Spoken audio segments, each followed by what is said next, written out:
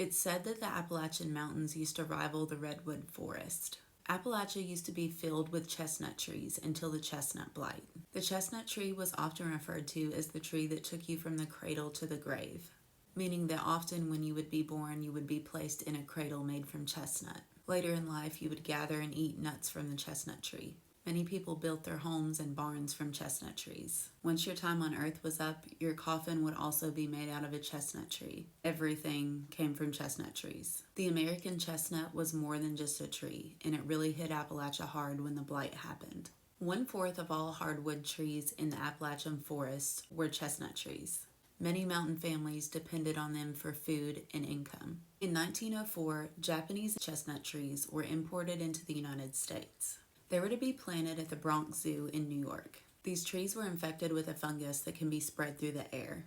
The blight quickly spread through the air to native chestnut trees, and they had no resistance to the fungus. They quickly began to die off from 1904 to 1940. Within only a few decades, the chestnut blight had killed 4 billion trees on more than 200 million acres of eastern North America. Very few of these trees remain today. Of the ones that do remain today, many of those are just sprouts off the old root system of the tree that once stood. The chestnut blight was one of the most devastating ecological disasters in American history. There are people fighting really hard to save the American chestnut tree. The American Chestnut Foundation is trying to bring them back. Chinese chestnut trees evolved with the blight, and they carry blight-resistant genes. The American strain lacks that resistance.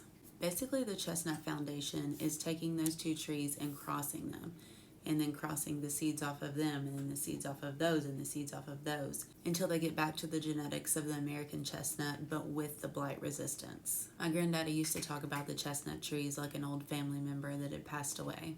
It was really devastating for Appalachian people, and he was just born on the tail end of them being here. Can you imagine what the Appalachian forest would have looked like with those, and how bare it must have looked after so many had died?